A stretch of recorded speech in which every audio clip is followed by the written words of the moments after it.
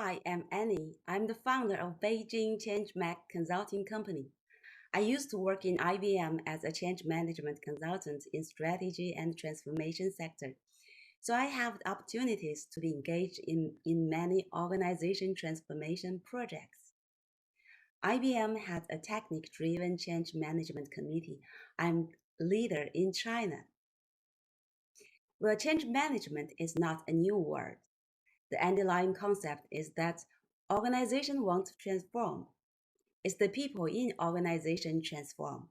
When people change their behaviors as required, organization changes as it is planned. The question is how to help people change their behavior as we expected. In many companies, we can see a change sponsor with full urgency in his mind, dying to have the change implemented immediately, where the other stakeholders have no idea why, what, and how this change happens. As in IBM research, the successful change requires not only a strong sponsorship, but also a shared vision and the change engaged stakeholders. But how to create a shared vision throughout the organization and how to engage people to have a deep dive in the change? How can we drive through the change from senior leaders to frontline employees? Based on our 15 years practice, my team and I developed a facilitation frame called VIRSA. It helped hundreds of Chinese companies transform their organizations successfully. So today I'm very honored to share this module with you. V stands for change vision, I for change impact, R for change readiness, S for change management strategy, and A for change management action. Each step composes one or several workshops.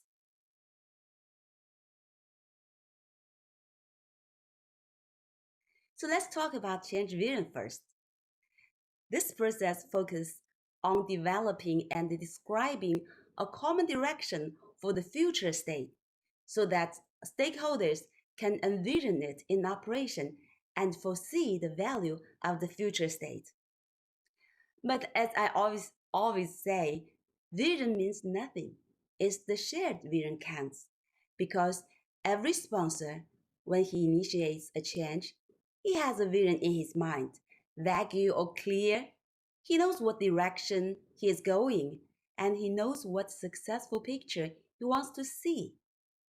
So what really matters is a shared vision.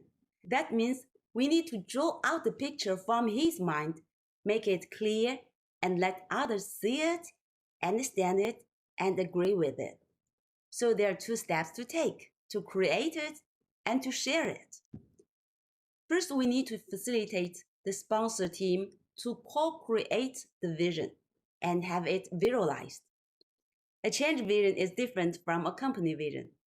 If the company vision is a big jigsaw puzzle, the change vision is one piece of it. So it should explain how this piece fits the company big picture and how this piece is different from what we're doing now.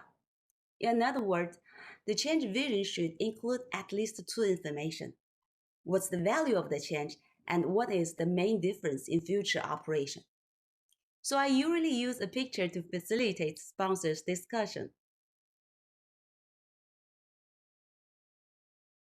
I say, see, if your change is to move from one old planet to a new planet, and there's a long way to go, and you hope everyone be willing to go on the journey with you and work together to get there, then you need to answer the following questions as much as possible. So how is it like to live on the old planet? Who else is living there and observing the mission? When will this spaceship be launched? How do you measure success? Well, during the journey, who are the pioneers? How have they been prepared for this journey and mission? What do they bring and transport? What's the distance between here and there? What are the possible dangers along the way? And then about the destination. Why this planet? How is it different than the old one? As a sponsor team, you need to figure out the answers as much as possible and draw your own picture. Better with a metaphor. A long article doesn't work. A stack of PPT doesn't work because what you want to create is a shared vision, which means all the stakeholders see the same picture. So once it is created, we go to the second step to facilitate stakeholders to understand it. When the change vision is announced, everyone has his or her own understanding in his mind. However, how they perceive the vision might be very different. Then how to calibrate their understanding and make it a shared vision? We have some tools to help. The easiest one is drawing. After the vision announced, we invite people to draw a picture. One is as is, and the other picture to be. What you think about, how do you think about the vision? You just draw it out. So the other one is using pictures or using building blocks. It is very interesting. We call it 3C building. The 3C stands for challenge, chance, and change. That's what we want them to discuss, right? We throw them a pack of pictures, some building blocks, and connecting lines, and invite them to map out the needs of the change and the future state of the change.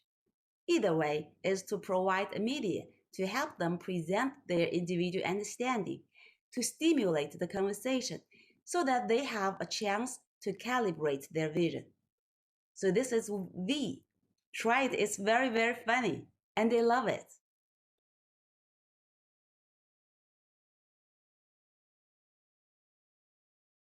And then we come to I. This stands for change impact.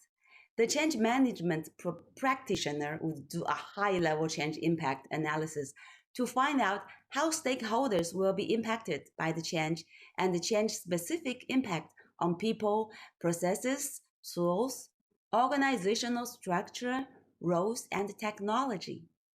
This process involves identifying and categorizing who and what will be affected, assessing the degree of change occurring within this area, and describing the change.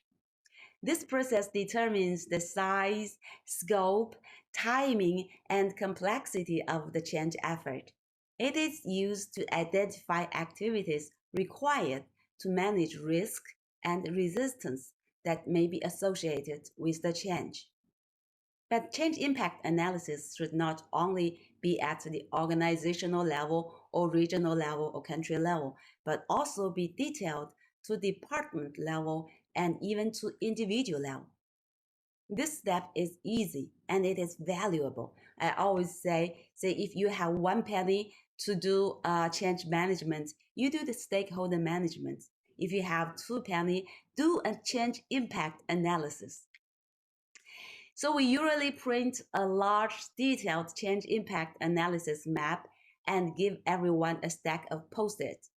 First, we invite them to refer to the change vision and then find out where they will be affected in this future state, and then put a post on those affected areas.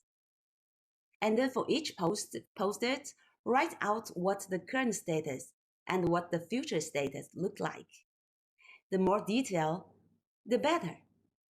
Once they can identify these differences, ask them what strategies and actions they will use to prepare for these transitions and what resources and support they might need to complete such a transition.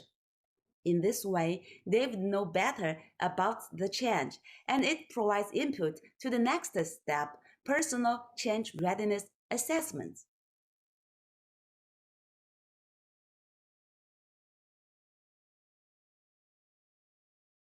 The third step is R, stands for change readiness. On a high level, we need to determine the organization's preparedness for the change activities.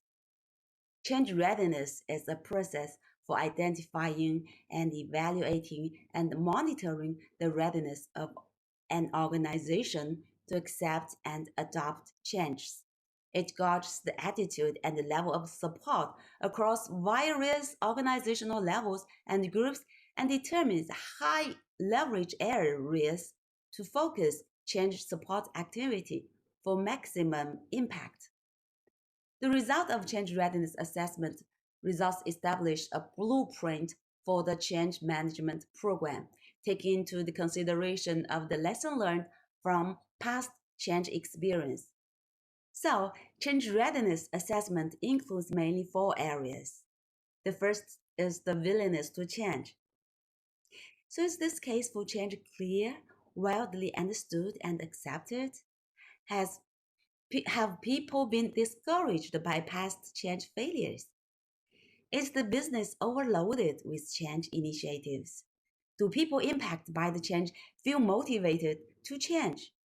And then change resources. So is the business good at delivering projects and managing staff on and off project assignments? Are all essential stakeholders involved in the change initiative? Does the team have the right skills and credibility in areas of the business that need to change? Are the right resources available to execute the project successfully and completely? And then ability to change. Does the organization possess the right skills and culture to enable change to happen? Have past changes been delivered successfully? Are lessons learned from past changes both successful and unsuccessful being applied? And then last is the authority to change. Are people able to be open and honest about issues, risks, and concerns about the change initiative? Do effective communication mechanisms exist for information sharing and delivery? Do people who need to drive the change feel they have the authority and ability to do so? And this process is used to develop action plans if major weaknesses in organizations' readiness are identified. As always, we don't only focus on high-level readiness, but also individual readiness. Therefore, the results from the individual change impact analysis in the previous step should form a personal change readiness checklist, including: have I fully understood the objectives and expected results of the change? Am I clear about the personal tasks and assignments? Have I established the connection and the trust with new partners? Do I clearly know the future workflow and procedure? Do I clearly know my future roles and responsibilities? Do I fully understand the performance indicators that will evaluate me in the future? Have I mastered how to use the new tools and technology? Do I have the ability to show the new behavior expected by the organization? So before the implementation of change, each stakeholder should develop a change readiness checklist and identify possible risks and concerns to be put into the next step change management strategy.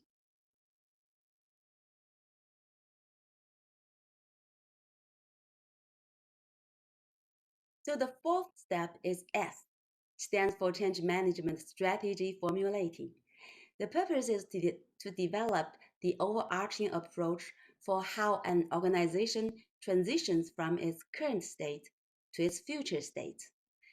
The change management strategy is typically designed to realize a set of goals to achieve specific organizational outcomes.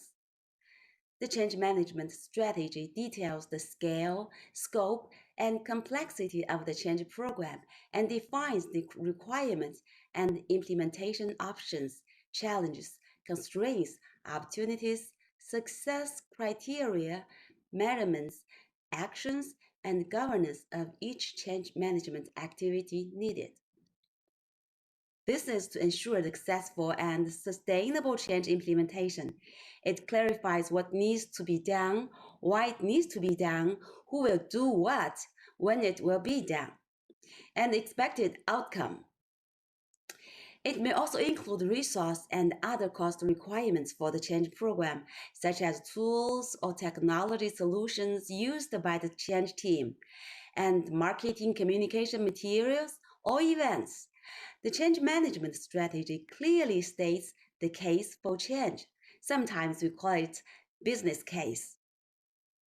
And it highlights program-specific approaches to develop and deliver all in-scope change management work streams, which may include sponsor accountabilities and activities, leadership alignment, stakeholder engagement, communication, organization and process design, culture and behavior change, readiness planning, learning and development, performance management, risk management, and benefit realization and sustainability management.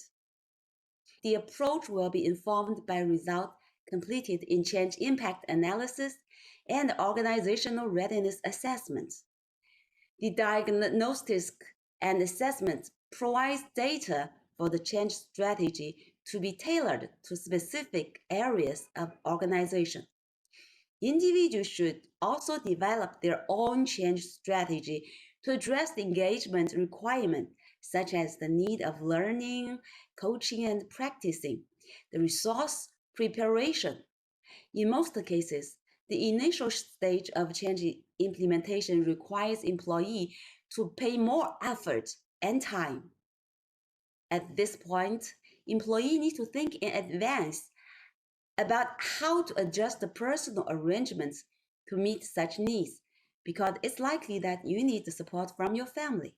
We also encourage people not only see the barriers, but also looking for any possible opportunities in this step.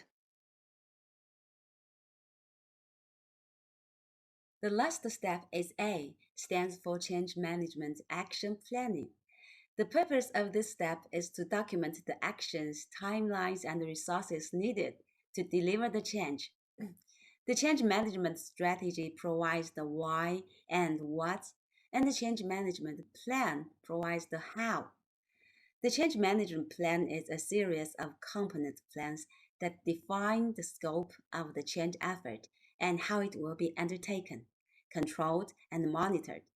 The change management plan should reflect the overall complexity of the change effort and consider the following elements: the objectives, goals, and intended outcomes of change effort defined in change impact analysis and change readiness assessment, the steps to address the change and by whom, how to facilitate the change effort, how the change management effort will be implemented, transitioned, and sustained, dependencies of the change plan activities, assumptions, issues, and risks. When developing the change management plan, questions to consider and respond may include: what mechanism will be used to ensure the workforce has the required skills and competencies? Will technology components be required to facilitate the transition? If so, how will they be incorporated? How will workforce logistics be managed? What mechanism will be used to ensure the necessary behavior and attitude have been adopted? And how will progress be monitored? These are essential activities for change management progressing over time. On the team or individual level, we usually suggest them to focus on the first 90 days. For this step, you can use a very easy tool called VIRSA metrics. I think you are all familiar with that. But we usually use a simple canvas to organize the activities by month. It is created by Explain Company called Initiative Tracker Canvas. You can have it printed or just draw it on the whiteboard. And according to Explain, these are used to issue clear orders in many of the world's military services, so we know it is fairly time-tested. So VIRSA can be used for the overall layout of organizational change management, as well as the formulation of individual transformation strategies. This is a large framework for facilitation. The purpose is to invite employees to participate in the discussion, identify all possible risks, and formulate corresponding strategies. Back to the beginning, change is not the change of an organization, but the change of everyone in the organization. So how to facilitate employee to think about the change, to help them open dialogue and empower them. These are the key to the result of change. We have used this framework to help many organizations. So if you're interested or have any suggestions, welcome to contact us. And thank you for listening. Bye bye.